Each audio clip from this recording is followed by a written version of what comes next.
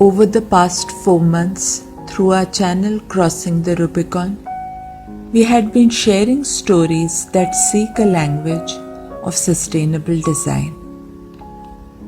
The question, however, remains, why is the series called Crossing the Rubicon?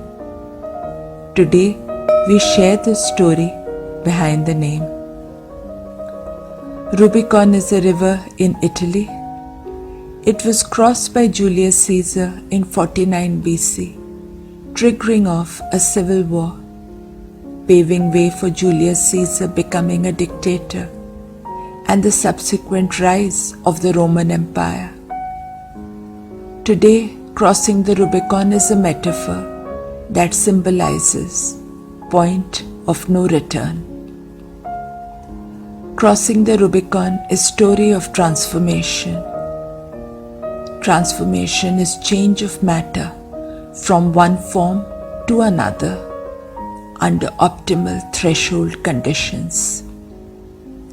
For example, water transforms to vapor at 100 degrees Celsius.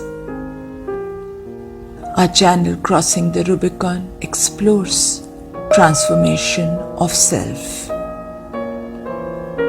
At Studio Rubicon, we believe for a greener and a more harmonious planet Earth, the human race needs to collectively transform. Collective transformation begins with individual transformation.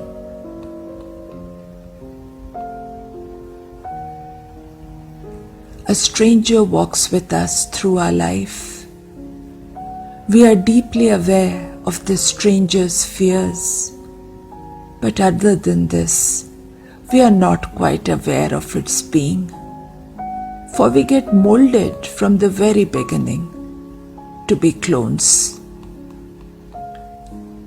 This stranger, however, is someone we knew so well eons back, as the stranger is none other than our very own uniquely creative self. We all are creative beings, each blessed with a unique point of view. Viewing the world from here makes the world appear familiar to us. The perceiver feels relaxed and one with it. Conditioning of this individualistic being, however, begins soon after birth. This shifts the person from his or her unique point of view, damaging the person's perception.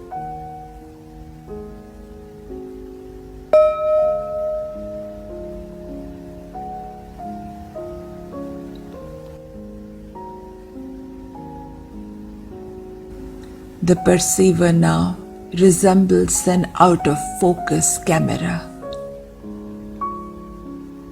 The world around begins to feel strangely unfamiliar. The person slowly stops feeling one with it, triggering off practices like rote learning, as he or she now has to remember, for they can no longer recognize. This fills the perceiver with apprehensions and fear. Perceiver, as a result, begins to generate a world of known patterns around self.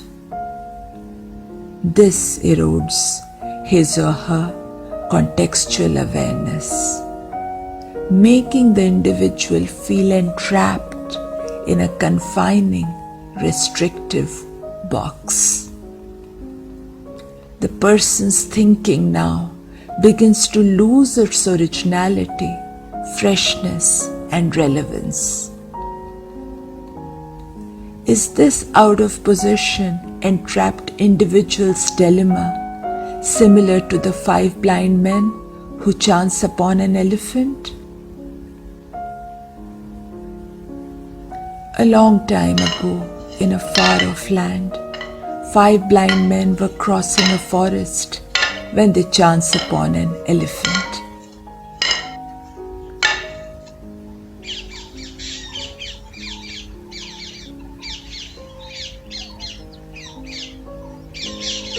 The first one touched the elephant's leg and declared it a pillar. The second one felt the tail and insisted it is a rope. The third touched the trunk and thought it branch of a tree. The fourth touched the ear and insisted that to be a giant hand fan,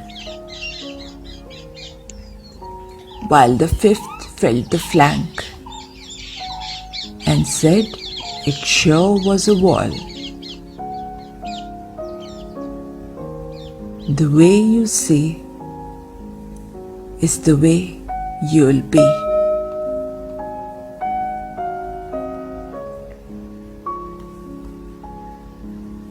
Expansion of consciousness beyond the box is imperative for individual transformation.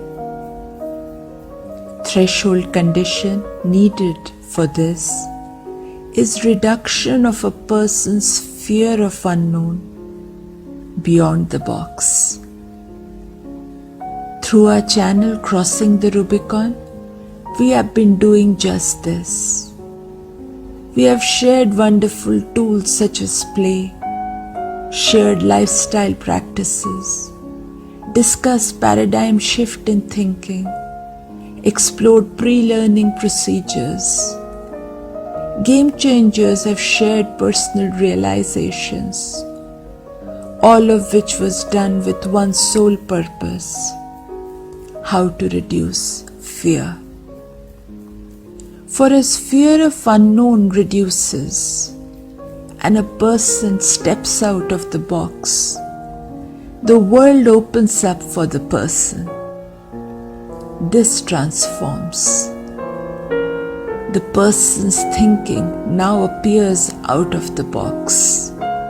Solutions now become relevant and inclusive as contextual awareness increases.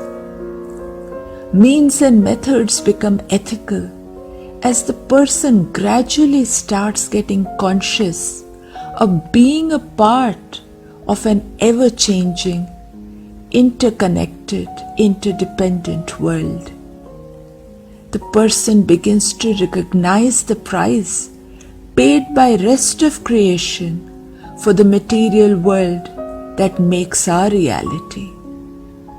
This prompts him or her to explore ways of reducing processing. The person consciously starts practicing reduction and reuse. Reducing carbon footprints through optimization becomes the key. It's so true, isn't it? To heal the world around, one must first heal oneself. Be the change you wish to see.